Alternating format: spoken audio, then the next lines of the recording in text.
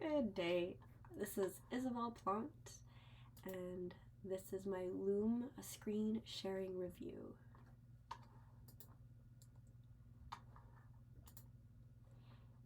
So I'll begin with an app description, which is basically Loom's elevator pitch or catchphrase. Async video for work. Record your screen, share your thoughts, and get things done faster with async video. So the Loom's technology includes a website and an application, and they work together.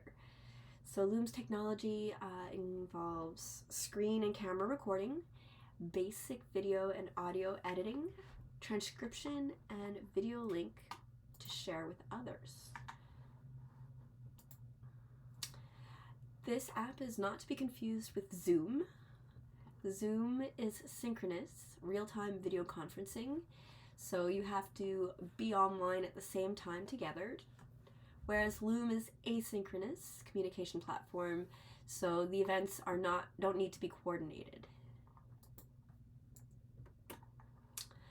Next, we're going to look at some of the features of Loom, which is fairly easy and intuitive.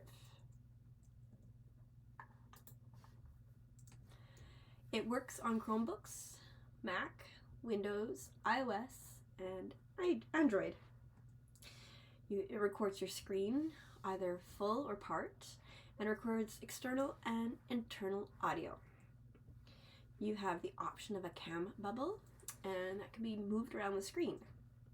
You can edit and trim your videos using the Loom web app.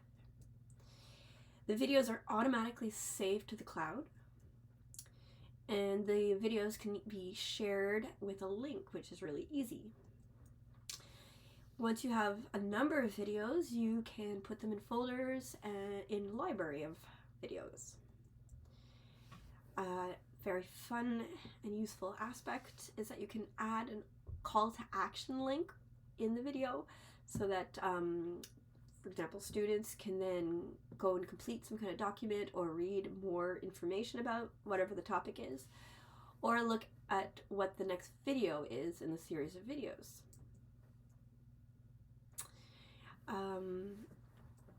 You can also see the engagement level and see the percentage of people who are watching the video and see how much of the video you're watching.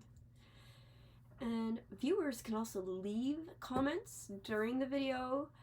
There's like a timestamp, and you can also add emoji reactions and even submit video responses to the video.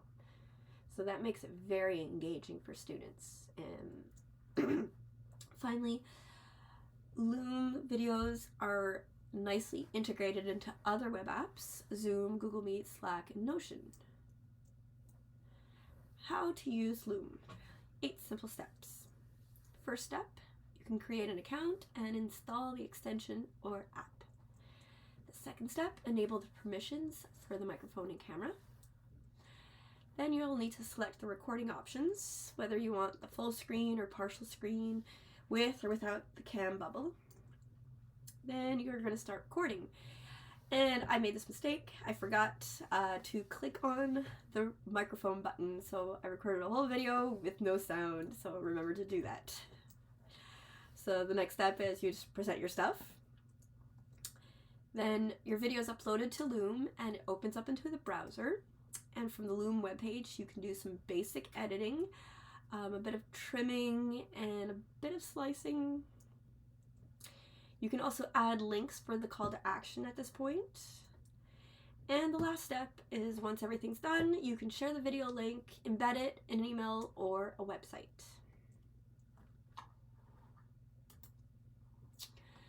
Loom has different options, price points. The starter, which is free, you can have up to 25 videos, and the maximum length of videos is only 5 minutes. For business, your videos become unlimited in length and unlimited in the number of videos. And if you go for the enterprise, that's when you can integrate it into the Zoom app. Education Loom, which is offered for teachers of all levels from preschool to university. It's free, and it has a lot of advanced features, including unlimited videos and recording videos up to 45 minutes long.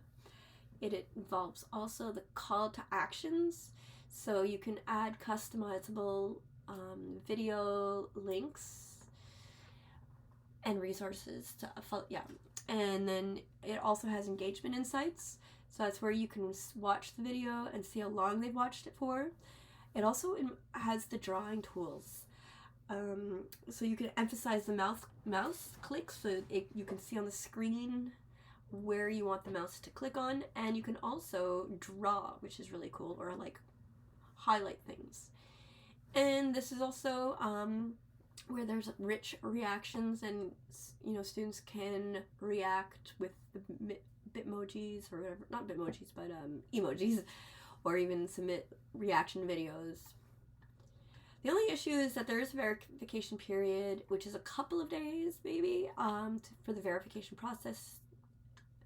I don't have access to it yet. I've applied for it, but it hasn't come in yet. So some of the disadvantages of Starter, the free version of Loom. Like I said, you're limited to a 5-minute long video, no more. If you record a video that's longer, it sort of forces you to have it speed up. Also, you can't have more than 25 videos. Videos are public by default, so pretty much anybody, if they get a hold of that link, can watch your video. Remember, you need to turn on that microphone before you start recording. I found it not very easy to add video clips and photos into my recording. I found it actually quite frustrating. The iOS version of Loom can't record screen with a cam bubble. I, again, was very frustrated. I work a lot on my iPad. And so you have to choose between just sharing your screen or sharing just your face. I was also sad that with the free version of Loom, the starter version, I had no access to the pause button for recording, where you can take the time to just pause and then think about what you're going to say and then keep recording. I also didn't have the drawing function or the call to action function. Okay, so some of the situations where I would use Loom in the music classroom are the following 3 examples. And I have done all 3, not necessarily with Loom. I've used other screencasting apps. I think the first 2 I used Screencastify and then shared it on my YouTube channel. And then the third one I did use Loom, I think about a year or 2 ago. So let's check out number 1, record a FaceTime for students. I did this actually fairly recently for a BU Boston University class.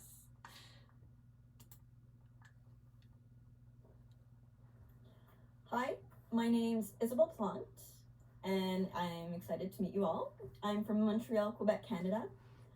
I teach band and guitar in high school. In Quebec, high school is grades 7 to 11. And the school I teach at is an IB school, International Baccalaureate. Okay, so the second example would be to use Loom to record a computer tech tutorial for students. I recorded myself explaining how to use GarageBand Live Loops. Okay, so I'm making a tutorial for GarageBand Live Loops. So open up GarageBand. It depends if you're in your recents or if you go in your browsers, the different layouts. But in any case, find the plus sign, create song. Okay, and then this brings you to this layout and with lots of options, a lot of fun things to play with. We're concerned with, at the top, there's tracks and live loops. We want live loops. I'm going to click on New. Okay, and then the third example, record an explanation for an assignment for your students. So I recorded one of my listening assignments that we do in class. For my Sec 1s, I was going to be absent. So for my sub's sake, I recorded the audio and video. Hi, Sec 1s. I'm really sorry I can't be here today. I have a dentist appointment. Sadly, it's during your period. So I'm recording our gossip for our piece so that we can still play Kahoot next week. Okay, so our piece is called Largo, and it's the second movement of the New World Symphony. So a symphony, I want you to imagine it's like a book, and the movement is like a chapter of the book. So the second movement is called Largo. Our composer is Anne. Okay. And so two times where this would be pretty useful to use is when a student's absent, or the student needs to review a lesson, or also if you're absent, like in the example I gave. Or it's also been useful to just reinforce for homework lessons, especially with the call to action checks, because you can give them sort of a little assignment just to see if they understood it, like a quick little quiz type thing.